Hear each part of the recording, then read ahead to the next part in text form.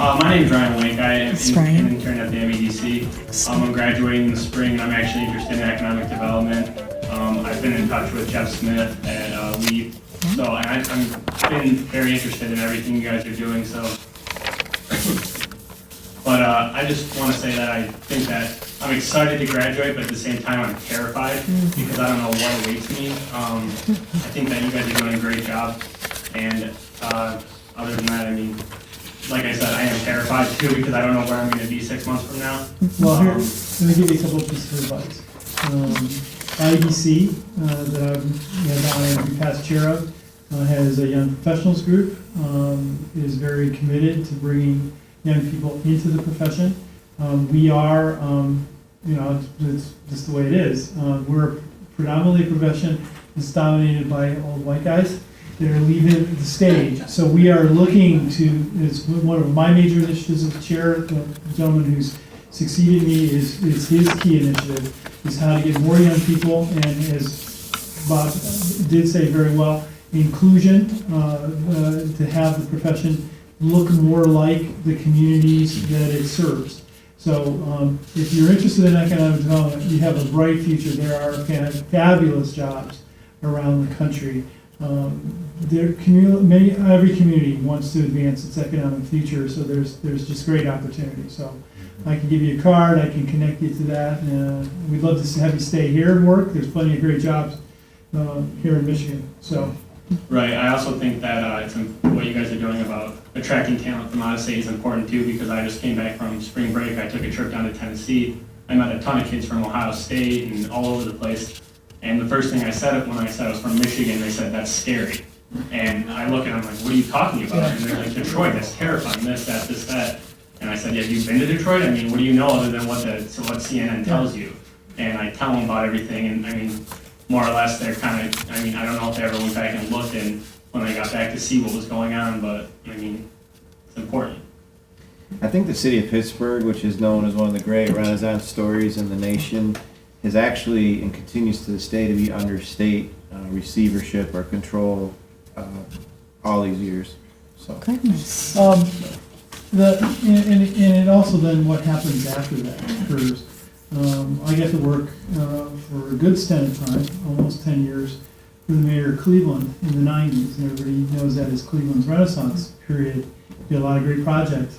But that followed, Dennis Kucinich put the city in bankruptcy. It wasn't sort of like Detroit where, a series of events happened. This was his decisions caused the financial institutions to pull back their financing. And then there was a complete rebirth of the city after that. But the point I wanted to underscore is that message outside of our world, you have to counter. If you're not defining yourself, others are. Because I remember we were recruiting companies from Japan, and they told us, well, we can't look at Cleveland because your whole community is bankrupt. We said, no, it's just the city. It's not, it's not everything, but people get that perception, right? Mm-hmm. Mm-hmm. Yes, Michael? We'll take your question, maybe one more, and then... It's been a long time since I've fallen into the young person category, but I have a question anyway. The question, I really appreciated all of your comments so far, so I'm not really disagreeing with any of them, but I wonder if you have some thoughts about innovation in rural areas, especially rural areas that are suffering from years and years and years of high poverty levels and very high unemployment. Mm-hmm. Well, I think one thing that's interesting about the policy direction the governor's going in and that MEDC is they've recognized how important agriculture is to the state of Michigan. The opportunity for us is that we produce, but we don't process. So the trucks leave. So the opportunity for innovation in the state is how we can utilize the great academic research institutions we have in agriculture to become more preeminent in that area. We're trying, I'm going to give you an example of what we're trying to do. Adrian College is to the south of us in Lenawee County. Lenawee is one of the most strongest agriculturally producing counties in the country. And we're talking about with them, with their college president, to create an accelerator, an incubator. Bob talked about fashion and other stuff. we want to try to create one in agriculture and agricultural technology to build on those assets. So I think there's a real opportunity there to try to bring, what's interesting in innovation is it doesn't matter what the business is. All businesses can take advantage of innovation and improve and introduce new technology. So I think there's some opportunities there, and it's heartening, I think, for the multitude of the counties in the state that are rural and agricultural, that this has risen to the level of being an economic priority, an economic development priority for the state. But it wasn't before. 2 years ago, it wasn't. Jeff? Gretchen? Some way. Jeff, do you have anything to say about that? No, it was fun to watch agriculture. Jeff is with the Department of Agriculture. Thank you for being here. Gretchen? I'm a resident of the city of Lansing, and I want to just take a moment to tell Bob Treesice that I know that we hear a lot of negatives about incentives, but I hear many more times people worried that you're going to leave us because we are so pleased with what you're doing here and what you have been doing over the last few years. Our city looks so different than it did before you came here. Thanks. Oh, you can respond. No. I want to say something about that. In our business today, social media and the blogosphere are just incredibly harsh, inaccurate, and sometimes very painful to the staff that works for us. And all I would say is I appreciated your comments. And what we need is more people who think like you, who may not participate in that sort of feeding frenzy on the internet to present that counter view, because there are people like Bob all over the country that are doing really, really great work, but we live in an interesting time with social media these days in terms of character assassination and other things. So please, anytime you want to talk up Bob, you're talking up the profession, I'm all for it. Thank you for saying that, Gretchen. That was very lovely and made my day. Thank you. Thank you. Very good. Well, let's pull this together. What have we talked about? And a few things off the top of my head is the importance of bringing in talent, the need for space, whether it be lab space or whatever space is needed to accommodate that area of business. We need capital. And that is something that we probably all predicted that would be said here today, but it's certainly a reality. We need transportation services, better transportation in our urban areas as well as outside of those areas so that people can move around. These young people can get to new opportunities. We need to open our doors. I heard us say that we need to be more welcoming and more inclusive to people who are looking to be entrepreneurial, be innovative, and settle in, so to speak, here in this region. So I would turn to our panelists now and ask them maybe to give some closing statements to not only, I think I gave somewhat of a summary, but let them do their own summary. And I'd also like to ask you to give a call to action so that not only our young people know, but everyone in the audience know what would be next steps for them. You talked about becoming more informed and really paying attention to how people vote on certain policies and support new initiatives within their own communities. I think that's an important place to leave off. Well, I'll again actually build, I think, a final comment on what Paul said earlier about consistent policy and try to resist the left and the right. As I suggested earlier, I really fear that economic development, because of real populist and scary things, and honestly both sides of the aisle, is really making economic development difficult, and making it difficult for businesses and maybe more so even developers to make the correct decisions right now, or viable decisions actually, to do projects. Most of the time, at least in urban areas, is so upside down. They have to have some sort of that initial assistance. So I really embrace what Paul said and urge people. I do agree that social media, I don't even read it. It's unbelievable. It's just, it's anonymous and terrible, you know, and not useful. People like Gretchen Cochran and so many others in this room in Lansing area are a steady, are a steady ship, you know, and we just want to do what's best for the community. As I said at the end, or during my presentation, to me, economic development is about helping people.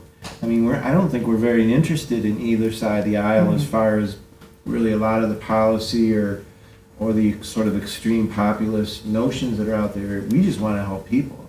And we think that means primarily jobs and opportunity to be able to live here if they so choose. And so I'm very encouraged by Michigan. I think we're at the right place at the right time. I wouldn't want to be anywhere else than Lansing and Ann Arbor and Detroit and Grand Rapids and Kalamazoo, you know, these real super spots. And I don't mean to exclude anybody by saying that, but these are going to be really powerhouse global centers, and that will have huge benefit for the whole state of Michigan. Yeah, the main thing that I always try to share with people is that the future isn't foreordained. The people of goodwill, with intentionality, can change the destiny of communities and people and families for the better. And so, you know, the reason that I got involved in this, I've been doing economic development ever since I graduated. Whether or not I have a design degree, but the point is that in each and every place that I've worked, and I'm sure where Bob has worked, you can point to a difference that you've made in the community, either physically or in some other vein. So it's a very rewarding type of work to do, but for us to be successful at it, we really need consistency and stability in sort of state policy making. I think we're moving in that direction, but you know, the buffeting that goes as on either side can be very difficult. And the point that I would close with is we just need to recognize that we are in a global competition, and we're competing. I would argue Lansing to maybe the whole southern, maybe the southern half of the state, I'm going to put it that way, is competing globally with Shanghai and with Singapore. That's who our competitors are. And the message I'd leave at the end is the more we can get over the parochial competition within the state and recognize that our real competition lies outside of us, the better off we're going to be. So we at Spark and Ann Arbor should be embracing what's going on with this new facility here. We should figure out every way we can to support it because it makes the state of Michigan a stronger competitor globally, and that's what's really important. Excellent, excellent. Well, we want to, I have an announcement to make quickly, but I do want to take a few moments and just to thank you for what you do every day and for sticking with it and really being Michigan and our region's biggest cheerleaders, but not only cheerleaders. You keep your nose to the grindstone, and we appreciate it and are counting on you and want to help you. I think everyone here would agree. We'd like to support your work, and we'll do that. Okay. Very nice. Thank you. Thank you.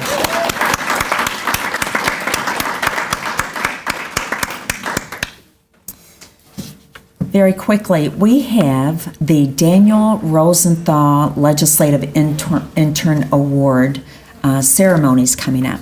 There's only one problem. We need some candidates. So this is a call out to everyone here to recommend or give an application or a call to the Institute for Public Policy and Social Research to learn more about the Daniel Rosenthal Intern Award. The Daniel Rosenthal Legislative Intern Award is given out every year.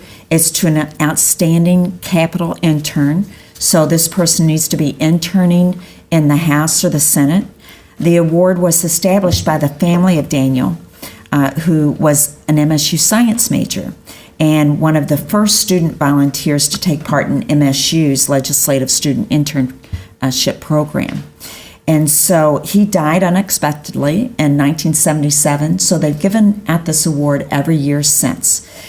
We need some help finding those really talented people because we want to acknowledge them for their work and their stick-to-itiveness, their persistence, and we want to make sure that they stand out among the crowd and hopefully land that job they're hoping for. So if you guys could just go through your head and think about one of these interns and one that is doing an especially good job, we appreciate knowing about them, and give us a call or send us an email so that we can commend them for the work. So we'll end on that note. I look forward to seeing you in April, and let the work begin or continue, right? Thank you. Well, thanks a lot, Paul.